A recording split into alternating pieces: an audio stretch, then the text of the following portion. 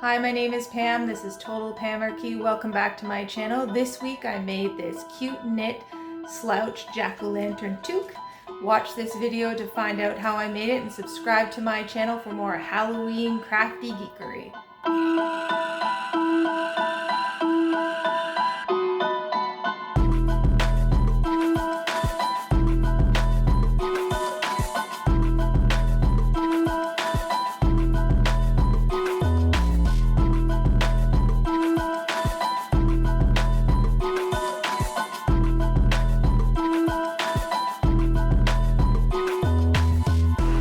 As with any knitting project, you're going to start by casting on. I cast on by making a slip knot, by wrapping the yarn around my fingers, going under then over, and then pulling the yarn off around the needle. I am using size US 7 bamboo needles. That's also 4.5 millimeters. I am using Lion Brand Woolies medium weight yarn. And the colors I used are Koi, Forest Green, and Black. So the way I cast on for this one, you just insert your needle. You're basically going to do a knit stitch, wrapping your yarn around, and then pulling the yarn over the top of the needle. I cast on 80 stitches. I'm just counting to make sure that I have all my stitches. You may want to do this as well just to make sure that you haven't dropped any and you have the correct amount. The next step, we're going to start the ribbing around the edge of the bottom of the hat. So we're going to knit 2 and purl 2. So knit if you're a beginner in from the left to the right in the front of the stitch, wrap it around and pull that stitch off. So that's 2 knits, and then you're going to purl 2. So you're going to pull the yarn to the front, put your needle in from the right to the left, wrap it around and pull that stitch off. From right to left, wrap it around and pull that stitch off.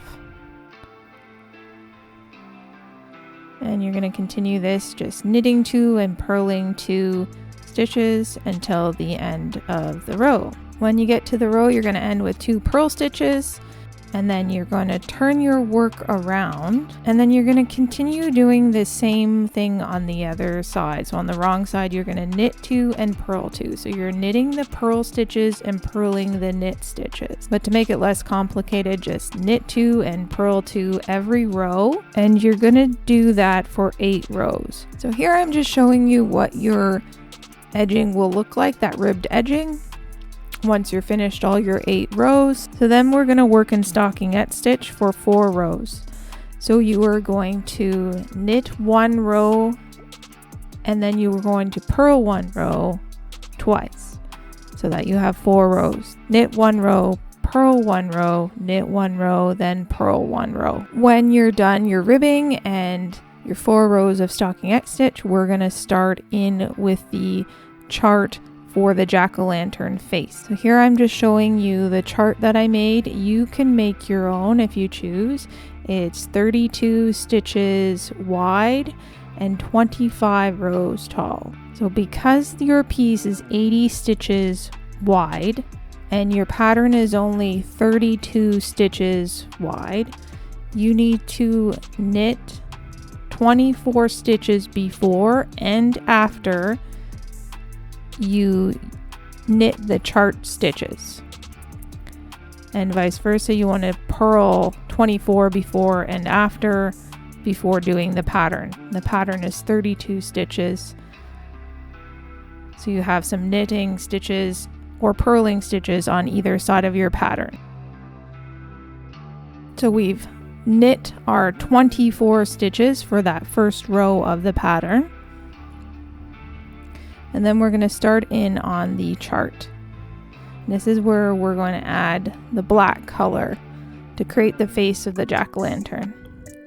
So the first row of the chart, you're going to knit 8 stitches. So that's after you've done the 24, then you've started in on your chart. So you're going to knit 8.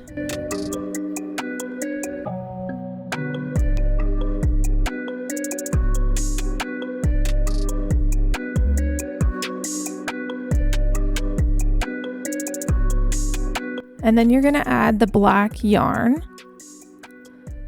And wherever you have those shaded in squares on the jack-o'-lantern, that's the black.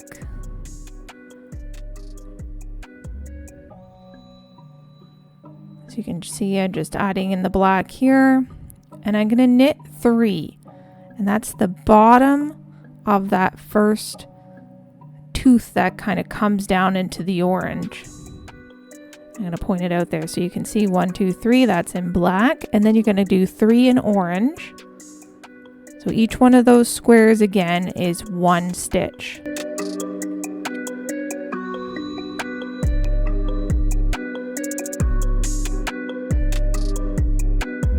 So we've done 3 orange. Now we're going to do 4 black. 1, 2, 3, 4.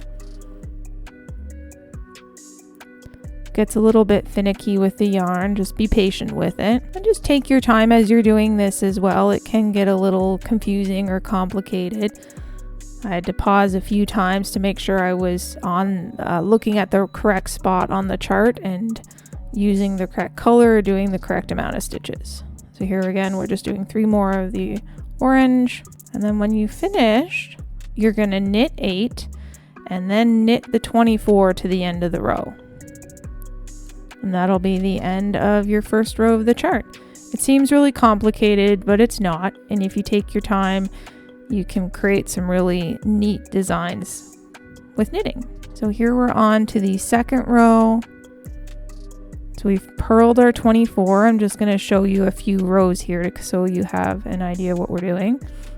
And I'm pointing to the wrong side of the chart and correct that in a second. So here I'm just showing you that when you're knitting, you're going from right to left, and when you're purling, you're going from left to right. It doesn't matter so much on this chart because the pattern is symmetrical, but if you had a pattern or a chart that was not symmetrical, you would want to make sure you're going from the correct side. So we're just purling those 8 stitches before we start in on the color. I believe the first 2 rows of the chart are the same. So we're joining some black. You want to make sure that you wrap the yarn around each other so that you don't create holes in your work. So I'm just showing that I've pulled the orange forward before joining in the black, so I don't have a hole there. And when you get to some of the longer pieces of colors, when you have to carry along your yarn, you'll want to wrap it around every so often so that you can pull the yarn across your work.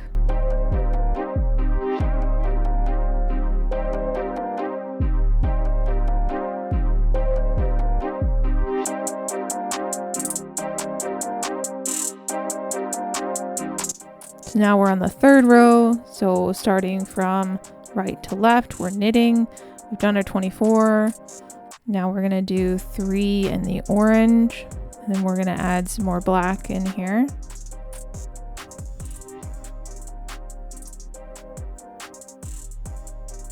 So we're gonna knit 3 black.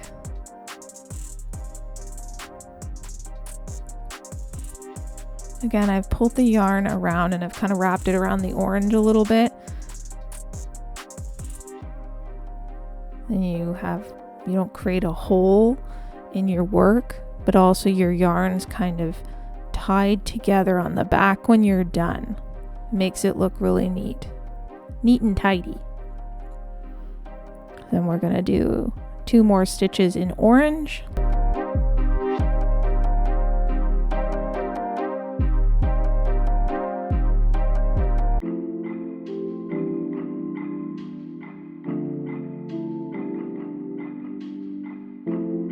Three in black, and carry on the rest of the pattern for that row. And you're basically just going to follow the chart stitch by stitch, joining the black when you have a shaded in area and using the orange or the koi in this case for all of the other parts. Just remember to do your 24 stitches before and after your chart. You can design your own jack-o'-lantern face. You can make it as big as you want. You just have to do the math for the stitches before and after your jack-o'-lantern face that you did. Mine just happened to be 32 stitches wide.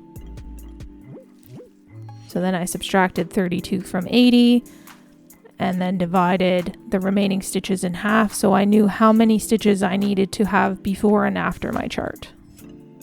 So here I'm just showing you the back of the work and how all the yarns kind of tied together.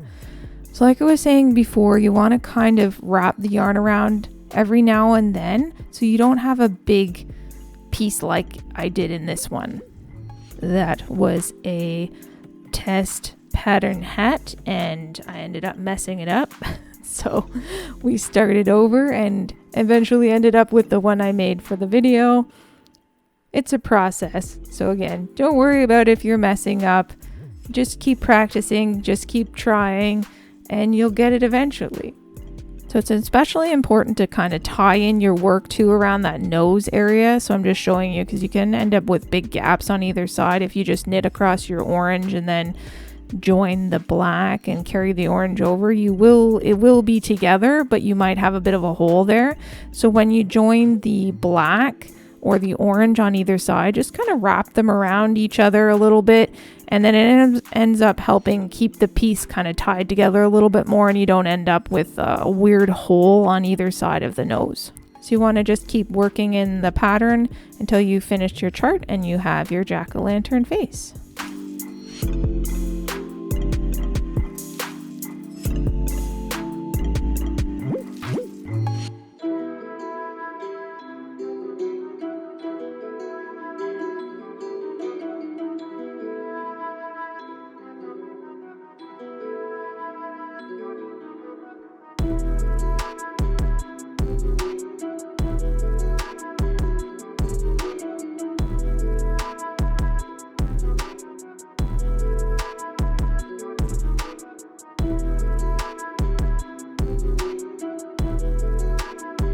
Once you've finished your chart, you'll have your jack-o'-lantern face done.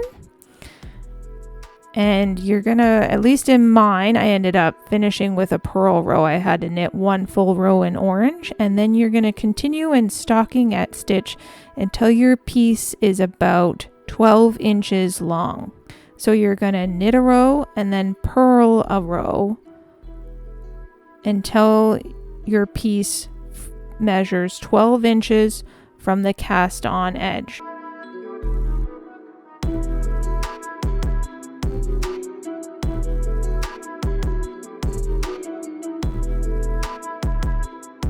So that's our finished piece, and we're just measuring to make sure that we have 12 inches. Now that you finished knitting the body of the hat, you're going to cast off.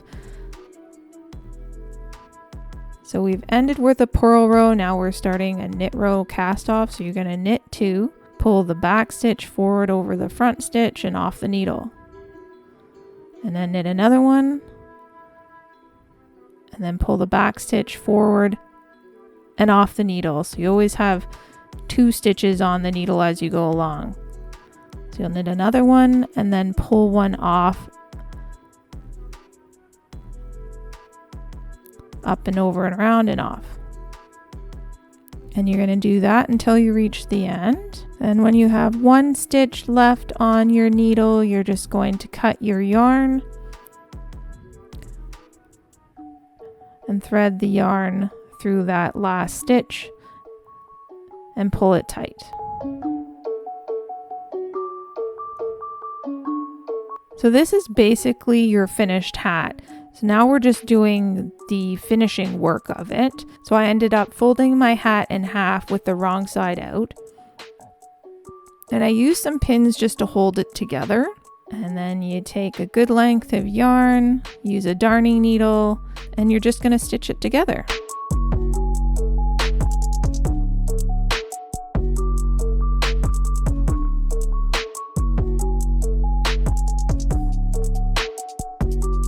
Before I sewed the top of the hat together, I just darned in all my ends. You want to thread your yarn onto the darning needle and just weave it in and out of your work and cut off the excess. So with your hat folded inside out, you're going to pin it together, thread some yarn, and then loosely stitch. Don't use a tight stitch. Loosely stitch across the top so that when you pull that yarn, it gathers the top of the hat together.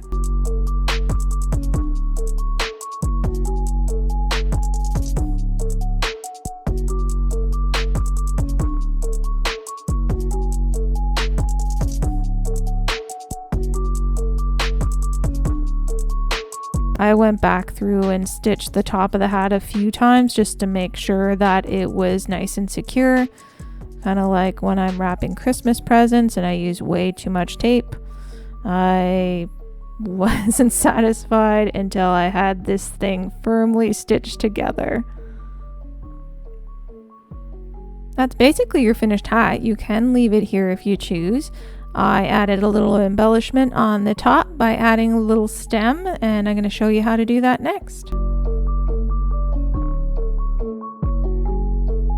To make the stem, we're going to make an I-cord. You need some double pointed needles for this, roughly the same size that you were using. So I used size 7, 4.5 millimeters, and you're going to cast on about 4 stitches onto your double pointed needles, and then you knit 4.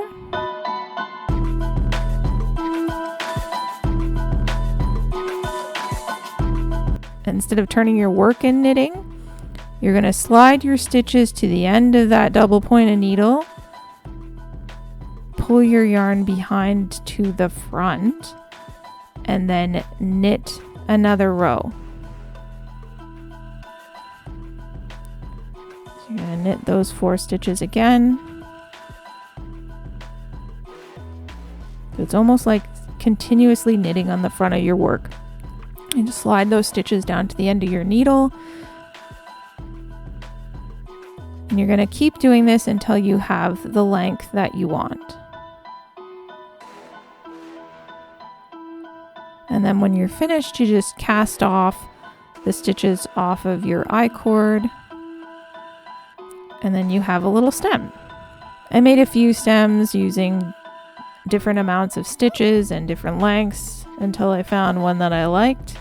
I ended up using the first one that I made.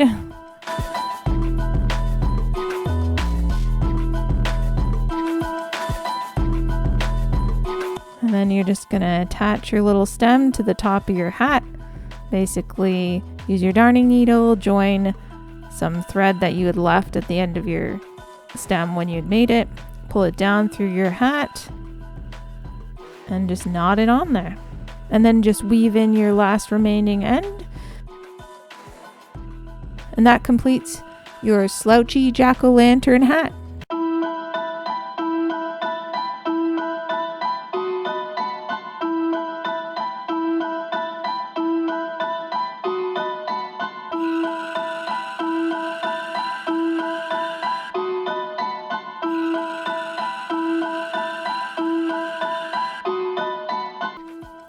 Thanks for watching. I hope you enjoyed this video. Subscribe to my channel for more Halloween crafts of spooky goodiness, and we'll see you next time.